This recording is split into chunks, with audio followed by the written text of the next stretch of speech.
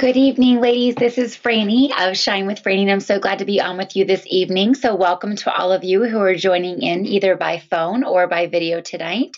Hopefully you can go ahead and see what's on the screen. If not, down at the bottom in the little chat box there on the right side of your screen, you can go ahead and click on that and let me know if you're able to see. And that will certainly help me determine what I need to do here. But we're going to go ahead and get started with Sweet Surrender. So hopefully you signed up for this webinar this evening so that you could find out 5 weight loss tips and one little known biblical truth that I was able to apply to my life to be able to go ahead and end my love affair with sugar. So let's go ahead and get started here. Who's tuned in tonight? So I know that there are many of you on the call who perhaps I know, and some of you I've never had the chance to meet just yet. So, but you are hopefully one of the women who fit one of these criteria. So perhaps you have a crazy sick sweet tooth, and I know that that is certainly a passion point for a lot of people. Perhaps you are one of those women who have tried it all. You've tried different things, different diets, different kinds of cleanses and detoxes and everything like that to try to switch up, your body's composition and the way that your cravings are. So perhaps you are one of those people who've had success and then maybe you've relapsed. I can't tell you the number of women that I talk to who tell me, well, this worked for me for a really long time, and then I put 30 pounds back on. Or perhaps you have just had enough. You have set New Year's resolutions, you've set goals time and time again. You have felt like you are not successful in any of your efforts. And I'm guessing that many of you, recognizing that the biblical-based truth was in the tagline, that you are a believer, that you call yourself a Christian. And lastly, is that you're ready to make a transformation. You want to do it naturally and kind of a once and for all type thing. So as we get going, let's go ahead and think about where we are at this very moment. I always like to set my intention, just like I do perhaps in a yoga class or before I set off to do a run or a bike ride or some type of physical activity. Kind of where are you at this moment with that feeling of your craving for sugar? Are you frustrated? Are you so disappointed that nothing has worked? Are you disappointed maybe in yourself? Are you feeling helpless, like nothing has worked, to this point? Perhaps you're feeling hopeless. I love this little cartoon that I put on here. How is it possible for us to go ahead and lose all of this weight and then to gain it back in just simply 2 days? And then maybe you just might be angry, angry at yourself, angry at, the false promises that nothing has ever worked for you. And I know that for me, those emotions that we just reviewed on the screen before, on the slide before, that they continue to play mind games. When you're angry and defeated and depressed and sad and angry, that it's so hard to get yourself out of that mental state that we oftentimes, go into that place of feeling less than, a place of feeling invalued and not worthy, or even that perhaps we feel like we are a failure. And again, since many of the people who are logged on tonight are believers, you recognize that, of course, there is no such thing as failure. And I do always like to think about the word failure. My dear friend Linda just shared with me recently, reminded me, I should say, of Thomas Edison's quote that I have not failed, but I've just found 10,000 ways that didn't work. So hopefully you're on this call tonight because you have kind of exasperated what you have felt to be all options, and you're ready to go ahead and to try something, to recognize that you are not a failure and that God has something more for you. So perhaps when you think about those emotions, from the screen before of helplessness or hopelessness or, frustration, anger, defeat, I really want you to think about perhaps what might be holding you back from kicking that craving or from, losing those final 10 pounds or from keeping that resolution to work out every morning before you go to work. And when we think about this, I oftentimes think about Simon Sinek and how he says the importance is to get to the why, and that's what an organization does, is why are you doing what you're doing? Well, I find that to be a truth for just life in general and a great mantra to live by. Why do we do what we do? So why do we shrink back into those New Year's resolutions, kind of those behaviors before we set those New Year's resolutions? Or why do we continue on the path or the pattern that we are? And I thought about the words, that we oftentimes have feelings, and feelings are amazing because they're what set us apart from other mammals and they're what make us human. but oftentimes we lead by our feelings, and that can be a very scary space to be, and very worrisome if you're only letting that control your actions. So whether we get angry or, and we lash out, or we get angry and we go to cake or ice cream as a way of medicating our feelings at that moment. And then also fill, like, what are you filling the void with? I know obviously I'm single, and oftentimes over the years, I've definitely filled that void, with exercise. It doesn't always have to be food. It could be something that is even a positive thing. But with exercise, or perhaps, a relationship. Perhaps it's with being, the best mom, and really striving for that award, to have all the crafts be Pinterest like crafts and everything like that, to be able to keep up with the neighbors or the other moms, who are sitting on the sidelines at a soccer game.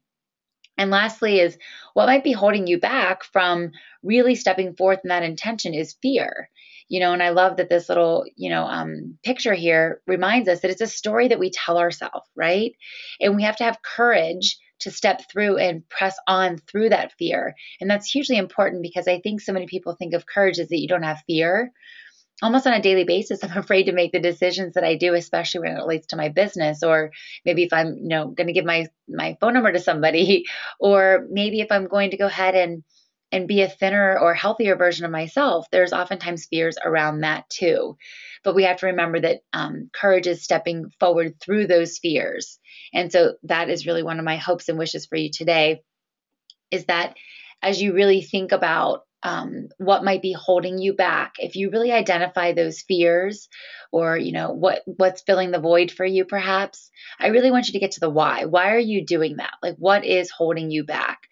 And so during our time together tonight, during this webinar, my highest hope for you, of course, is that you learn 5 tips that, helped me kind of curb cravings, and not just towards sugar. Of course, that was an important one, because that was where the majority of my calories were coming from. But that you really have, a practical strategy or 2 to take away and really think about, and then actually to apply. And so, the last thing then, of course, with this webinar tonight, is that I give you a message of hope, and recognizing that everything is possible. And again, because we're believers on this call, that you recognize with God, all things are possible, right? That it is through Him that we get our strength. Philippians 4:13, everything comes from Him. And so we have to just keep reminding ourselves of that. So some of you, as I mentioned, might know me, and some of you may have never met me yet, but this is who I am currently, kind of what I look like now. So this is me. I'm Frannie, and I am the owner of Shine with Frannie, and my business actually came from, and kind of was born out of, my passion to really help women and girls. But more so, it was God's call that, I realized that, just like in the story of Esther in the Bible, that you've been created for such a time as this. And I was thinking to myself, I was kind of at that place in my business and my job. I was an educator. Actually, I was an administrator at a school, an all-girls school here on the east side of Cleveland. And I was thinking to myself, I'm kind of tapped out and maxed out at the end of the salary range. And I thought to myself, am I really doing my purpose right now? Kind of selling, overpriced education, a great school, and certainly worth it. But am I doing what I'm really called to do? Am I helping and serving God the way in which I'm supposed to? And a lot of that, of course, stemmed from feelings of inferiority and being invalued. I felt invalued in my younger years. And then I really decided that I had to step forth on purpose. And my passion came from wanting to help girls and women because of the pain that I had as a young girl. So as you look at these pictures here, I've entitled the slide, No Words to Describe, for 2 reasons. One, I look at these pictures and really I have no words to describe the atrocities of the actual photographic evidence that I have. But really, it was because I had no words to describe what was going on inside of my head that made me make the choices during that time. And many of you know my story and know that, I have a past with some, physical, emotional, and sexual abuse. And so my way of coping with that was to eat. It was a comfort. It was a companion. It was something that was always there. It was, helpful to me. Or so I thought. I wrote in a recent blog post that, sugar was definitely my frenemy. It was a friend for a while, but really it was my enemy. always filled with false promises. So we oftentimes know that we medicate our, problems with other things, whether it be shopping or, eating, drinking. For some young girls, perhaps it is, eating disorders, or even women as well, or cutting. There's a variety of ways in which we try to medicate our problems. And my problems only exacerbated and then got worse. And I wrote the title of this slide, filled with feelings and fear. I had all these emotions and these feelings, and I really didn't know how to channel them. And obviously, if as you can see in these pictures, really exercise was not an outlet. In fact, I was not able to be on any of the sports teams, and I really didn't have a desire. Of course, I wanted to be a part of what the other kids were doing, but really didn't have much of a desire because it felt uncomfortable. It was hard to run. And so now when I work with young girls and they tell me it's hard or they don't want to do it, I really try to have them get to the why and then see the benefits of what they're doing. That it's so much more important to look beyond, and it's hard, especially when you're in a middle school or high school situation where your world is so insulated and you have your blinders on. It's hard to see beyond that. There's a bigger picture. But I think it's so great to remember that God, he always uses everything for the good for those who love him, right? I believe that's Romans 8:6, that God will use it, 8:21 maybe, sorry. But, that God will always use these things. And so the pain that I have in my past, I certainly don't regret a single moment of it, because it's such a place for me to help people now and to heal people. And so when I do talk to girls and I do, witness with girls, it's such a great place for me to be able to speak to them in their own words and their own language. So as we think about that, I wanted to share with you tonight 5 of the different ways. And some of the webinars I've done before this tonight have been very much around the faith base. And of course, many of these are faith-based here, and you can certainly find scriptures to go along with every single one of these tonight. But I just kind of gave you some more practical, kind of worldly tips, if you will. So the first one is purposeful planning. And I think so much about, women having babies and women getting married, and we plan for months and we plan for years, and we have the bride's dresses and the bridesmaids' dresses and the flowers and the cake and the candles. And we do all this planning for these 4 hours. But yet sometimes, we go to a party or a cocktail party and we really don't plan ahead or think about perhaps what we should eat beforehand. I know a lot of my friends, oftentimes, because I don't drink, oftentimes will have me be the designated driver for an evening, and the planning that goes into that, even, and who will pick up whom and where we'll meet, and, all those details. But yet it all goes out the window when you get there and you're in the moment. And so really making a purposeful plan, like, setting your mind to it. And that's where the prayer can come in here. I started to put purposeful and prayerful planning, because really when you set your mind to it and ask God to give you the strength, that his strength is way more than my willpower. My strength is only made sufficient through him, as the Apostle Paul said. So I think it's important to have a plan. So whether that be before you're going out to dinner or a cocktail party, or whether it be, before the week, you're planning your grocery list, you're planning what you're going to have, on the car ride or the carpool to and from your, travel soccer team tournament 2 hours away. So you're not just grabbing, Chick-fil-A and off running, which at least is a Christian organization, people. So I'll give you guys that one.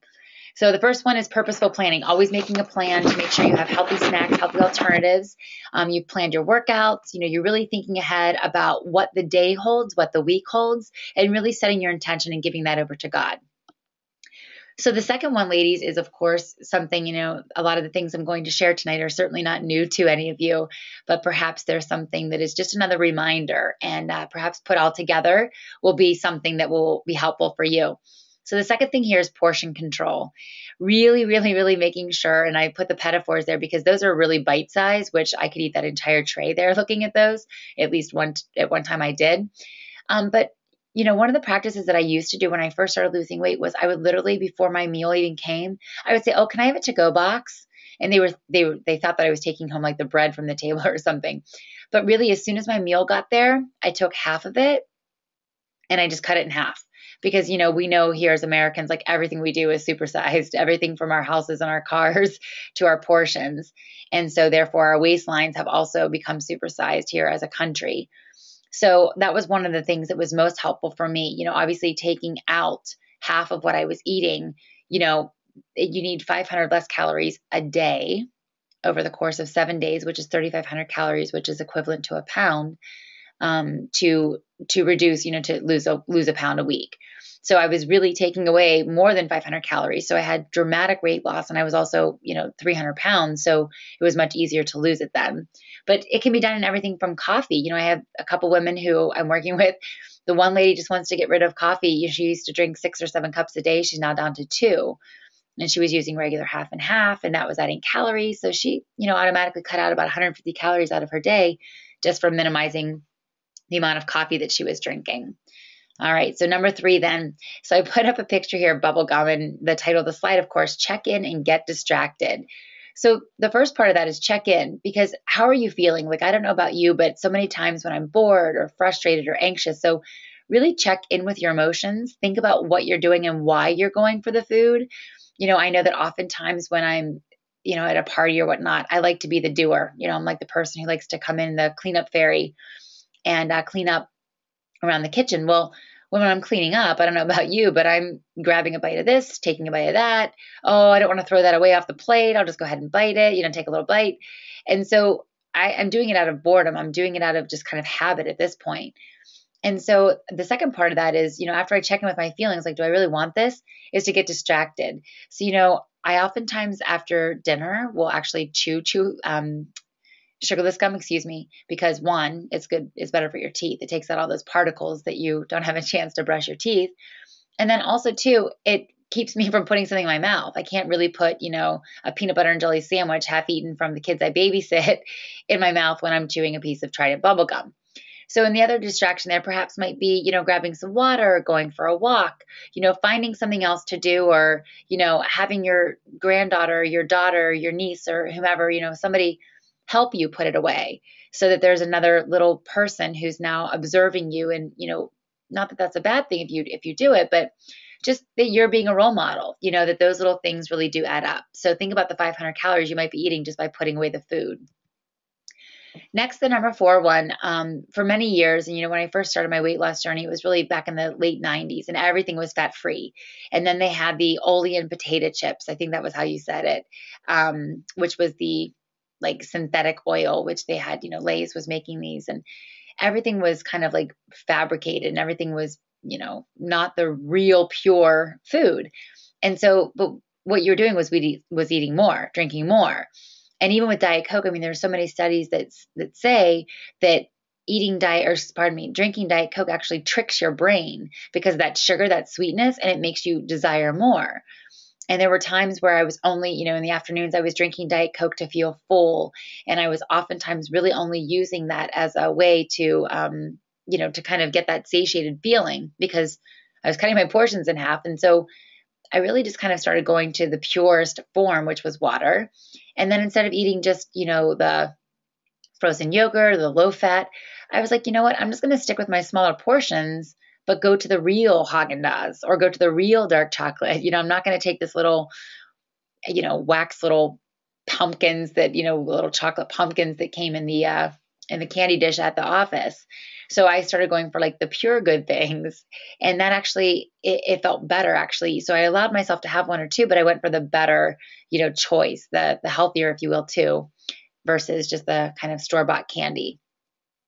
And then number 5 here, ladies, of course, is praise your successes. And certainly we got to give God praise for those successes, but knowing in the beginning that you started with a plan, everything of course starts with a plan. So recognizing that you need to, have small goals for yourself. I'm going to lose 10 pounds, or I'm going to walk 4 days this week, or, exercise 4 days this week, or I'm going to eat one less, piece of pizza on Friday night with my kids, really making those goals, but then praising your successes. But if you notice, I put, but not with food.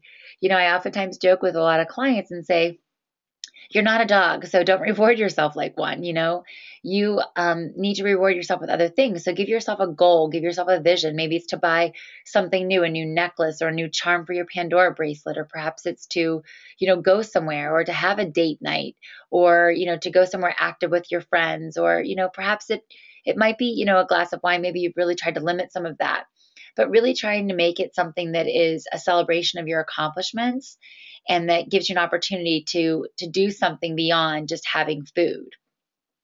So I love too that it says no matter how big or small. That's really important.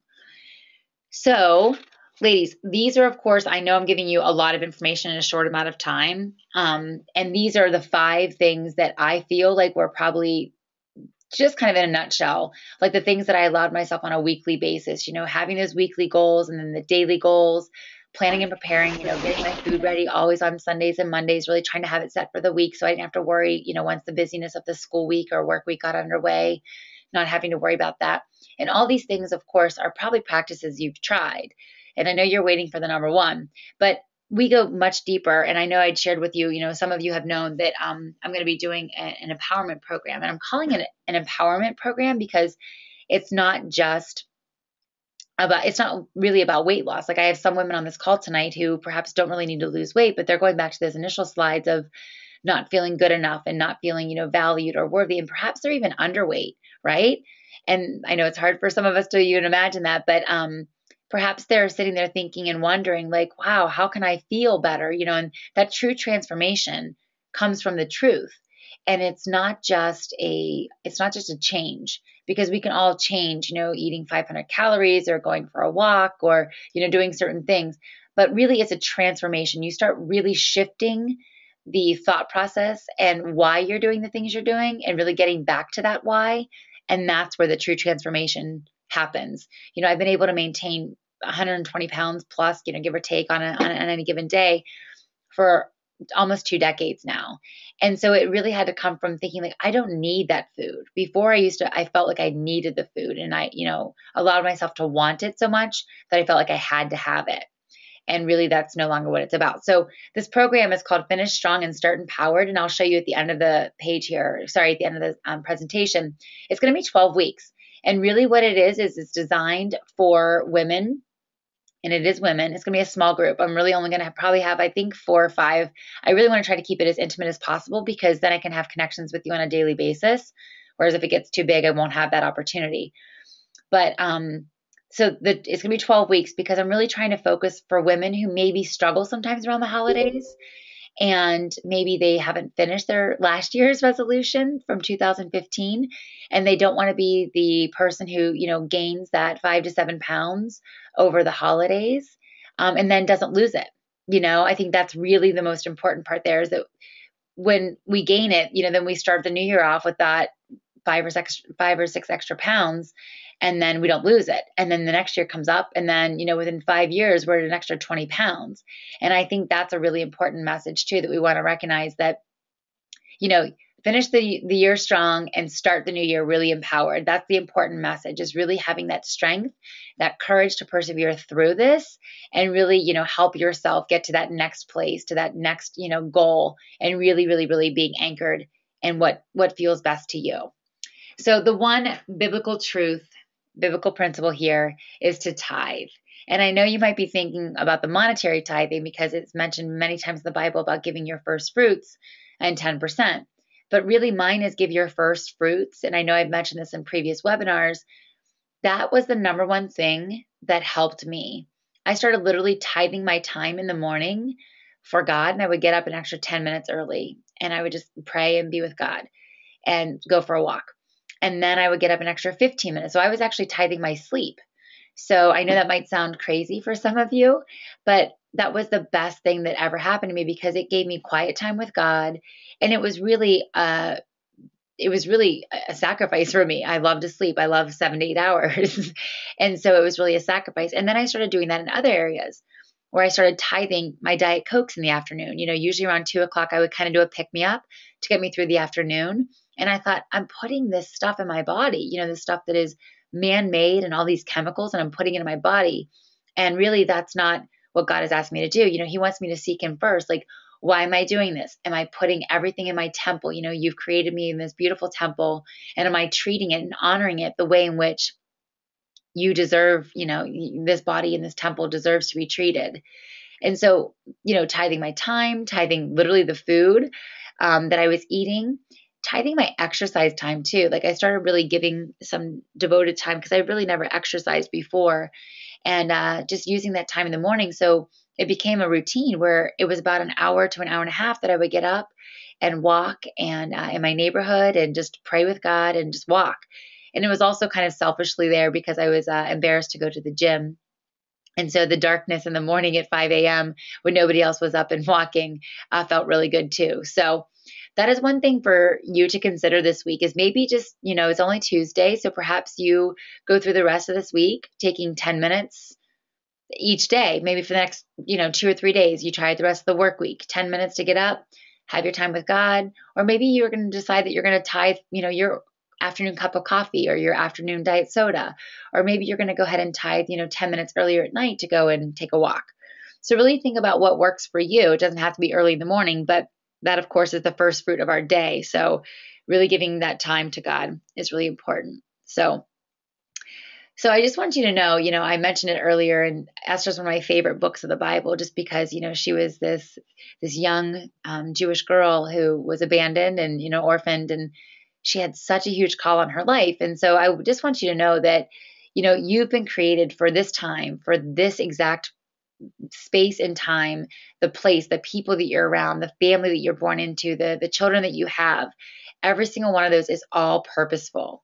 And so I just want you to know that, because even right now, you being on this call, and I know a couple people kind of came in, a couple slides in, and even just the last few slides here, but there was something that hopefully you needed to hear tonight, and that God used me as a messenger to share that with you. So that is my hope and my prayer, is that you recognize that you have a huge call on your life. And so making this transformation and making this change is hugely powerful right now in your life, because we don't know what our days hold. We don't know, how many more days we have left. But I would certainly hope that we all want to live with our highest purpose, our highest intention, to be honoring and glorifying God in our thoughts, our words, our actions. And we remember that, of course, whatever we think, what we think, then oftentimes we become, because we speak it and we live it. And so it's really important that we have to start making that mindset shift, and it starts really on the inside out. So here's some of the basic practices, just to kind of recap. And of course, I had to give a little pun. Here's the skinny on the sweet surrender topic tonight. So plan ahead, making sure that you have, ample time to plan your meals, planning even if you're going to a dinner party or, out with the kids, that you have an alternative. Oftentimes I will look at menus before I go to eat with friends and see what they have, so I can kind of gauge. Next is check your portions. Always just be mindful of that, kind of just be mindful of what you're eating and drinking. And also the portion you're giving to your week of exercise too is hugely important, or activity. Next is check in with why you're eating, why you're doing what you're doing, why you're not exercising, right? And think about that and really make a purposeful, intention or, decision to go ahead and forward and make a healthier choice. Next is, of course, choose pure and real foods. That's a really important piece too. Making sure that you're not just going for, the froyo and then eating 4 cups of it because it hasn't satiated you. Go ahead for the one little, bite of Haagen-Dazs or whatever the chocolate of choice is. Next is praise your successes. Certainly find ways to celebrate that are not just related to food. It's important too, and I know I've mentioned in other webinars, that it's really important to have a tribe of supportive women and people who are there to help you and help you through this, and who have similar interests. So if you have friends who are overweight and all only eat, and that's where all of your activities revolve around, perhaps you can throw out some suggestions, or maybe find a friend or two from church or from, work, that maybe wants to go for a walk at the lunch hour versus just, sitting. Of course, we need to get lunch and have that time too. And then lastly, of course, the biblical principle is to tithe. Tithing your time, your energy, your resources, your sleep, your diet sodas, whatever your vice is that you feel is not helping you be your healthiest, best self. So this program, ladies, is actually up. I just kind of put all the finishing touches on it today. So let me see if I can actually show you Finish Strong and Start Empowered. And hopefully you can see the screen still. So I'll send you this in a link, and a follow-up link. But all the information is available on my website if you just go to the upcoming tab and then click on the actual Finish Strong and Start Empowered. So there it is. And I kind of tell you a little bit about a little confession here about my lowest moment. And then I go on and I, describe what you'll get with this program. So it is going to be a small group program. Again, as I mentioned, 4 or 5 women only, but it will be virtual. So the greatest part about that is you don't have to be in Cleveland. You don't have to be here with me, because everything will be done through Facebook, and then also through the module up here at the top on my page where it says members. Everything will be set up and housed in there. And so you get quite a bit, actually. Some of you I know have worked with personal trainers, and actually a couple of you are my clients. But it's going to be a transformation program. Really, it's an empowerment program where we really get rooted in the word. And then we go through all of these different areas, really self-care. I know that so many women I talk to so many times, especially, when you're being pulled in so many different directions, your self-care goes out the window. So we're really going to kind of tap into that, how to make you a priority, shifting your thinking, because I think that's the number one thing for me. That's where it all started. So I always say that it was spirit, mind, and then body. I really didn't set off with the intention just to start losing weight. It actually started with, my faith. So as we go down, then you'll see it includes, you'll get a vision setting consultation with me, and then you get 3 one-on-one coaching sessions, and those are all done virtually, unless you by chance do live in Cleveland, or I'm traveling to Florida or somewhere where some of you are on the call from tonight. And then every week there's going to be a group coaching call. So you'll log on, very similar to tonight. We'll actually make it video so we can all see each other and get to know each other and build relationship and sisterhood and fellowship. And we'll be doing that on Monday evenings. And I think we're all in the US here that are on this call tonight, so we don't have to worry about 6-hour time changes or whatnot to Europe. And then every week I'll send you an email. There's going to be some scripture to meditate on that week, which relates to the week, and then a workout. So I know that many of you have shared with me, perhaps in other emails and whatnot, any limitations. So that will actually be in the personal consultation. And then you'll have this access to this website up here at the top. You'll have the access to the membership portal for life. And then the Facebook group, we'll actually set up a Facebook group where we'll be able to love up on each other, celebrate one another, and encourage one another. And that goes on beyond. I'm in a lot of different Facebook groups from different organizations I've been in, and we still maintain those friendships, and it's brilliant. It's wonderful. And then you'll get a personalized welcome packet, welcome gift. And then we have 3 additional live webinars. So my counselor, she lives in Florida. She will be calling in. She is Brene Brown trained, which I don't know if you're familiar with her, but she's incredible. She's a wonderful counselor. So she will be on. And then Kelly Blondell, who's another counselor, she lives actually over in Minneapolis, and she does relationship coaching. And you might be wondering, this is not about a relationship, but everything is a relationship. You have a relationship with food. And I think that's really important to recognize. And then also going deeper, with the relationship with God. And then lastly is Katie Rogers, a dear friend of mine who's a nutritionist, who will be available to help us kind of fine tune and tweak and perhaps even pivot in our, our food and what we're eating and the breaking down of the macronutrients. And then, of course, you get a free journal download. And then my program that I did earlier this year, the 30 Days of Yes, which is a very successful program, with many people who logged on, you'll actually get access to that as well. So in order to make this transformation, though, and get started, there are several questions down here because I want to make sure that I'm the right fit for you. I want to make sure that you're at a place in a space that you are ready to make this change, and more so than a change, that you're ready to make a transformation, that you're so frustrated and fed up with everything else that you've done. You're going to tell me what's your current state of health, what's working for you, what's not. Tell me about your faith walk. What are your practices? Are you currently praying on a daily basis or fasting on a weekly, monthly, yearly basis? And then any exercises that you're doing and the intensity of those. So it's a pretty comprehensive application. And then what I do is I review those, and then I will then send you an email with a call time and actually say, here's my schedule. Here's some times that are available. Let's get on the phone and talk and see if I can help you. So I'd love for you ladies who are on this call tonight, and anyone else, perhaps of somebody at work or somebody who wants to join in. I would definitely love for you to go ahead and to do that. So I will be sending a follow-up email with this link. And of course, any questions, you can refer back to me. Love to hear from you. And I will certainly look forward to hearing from you guys. Hope you have a great week. And please know that I am very grateful for your attention tonight. Have a great one, guys. Much love.